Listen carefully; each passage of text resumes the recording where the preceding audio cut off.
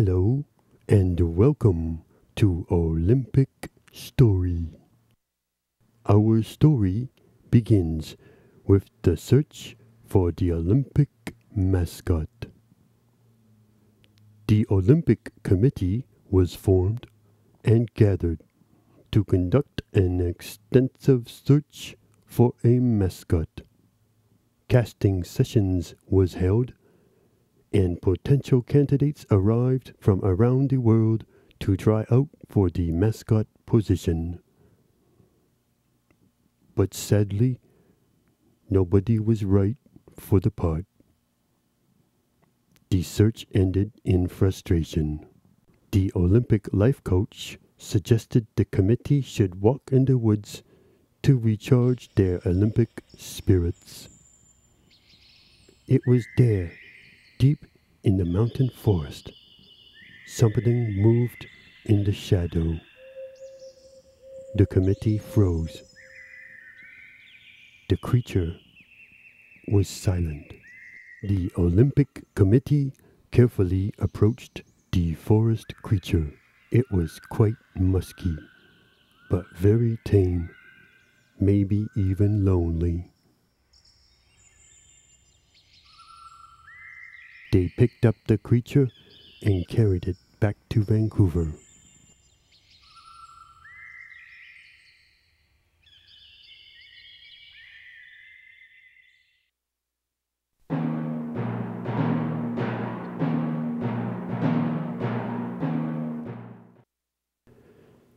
In this chapter, we witness the forest creature transformed into an Olympic mascot.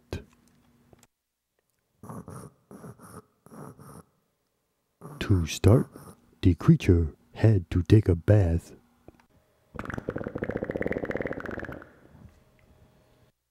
Soon, he was ready for his interview. The head of the Olympic Committee looked at the creature, gave him the job, and called him Squatty. To get his orders at any time, Squatty got special headphones from the committee. And at once, he began his rigorous Olympic mascot training.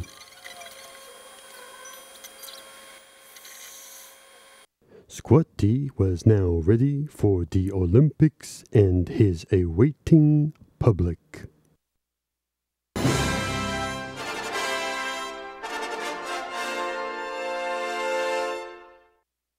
In this chapter, an Olympic mascot's first day. When Squatty arrived downtown, the city was alive with Olympic fever. Everyone wanted to meet and greet their new Olympic mascot.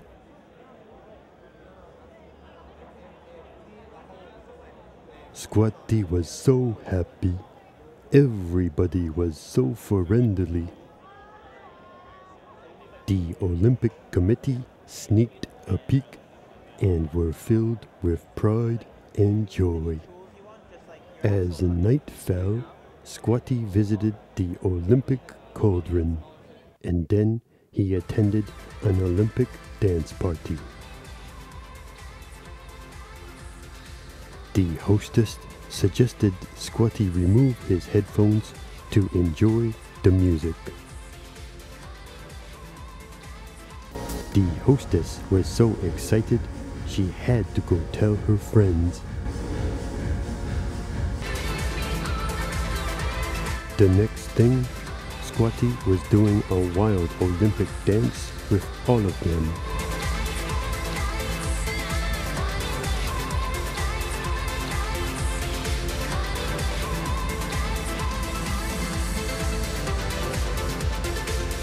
Squatty felt like Cinderella and wished this night would go on forever.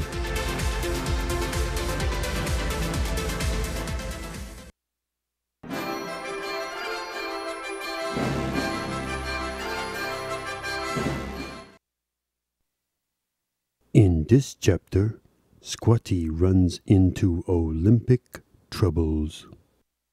After losing contact with their mascot, the Olympic Committee searched the city, only to find Squatty's command headphones.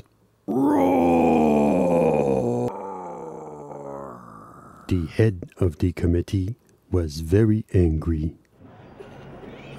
Meanwhile, Squatty wandered the streets without any Olympic instructions, hoping to find his fans. But all day long, the people Squatty met were not happy with him or the Olympics. He was frightened and ran away to safety. As night fell, Squatty, now lost and weary, needed to rest. He looked into a doorway, and to his surprise, there sat the other mascot hopefuls, rejected by the Olympic Committee. Suddenly, they stood up to confront the intruder. Squatty froze.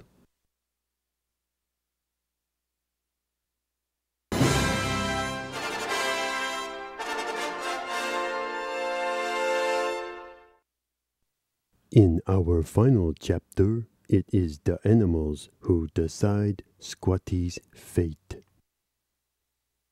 The animals recognized Squatty from TV and invited him inside.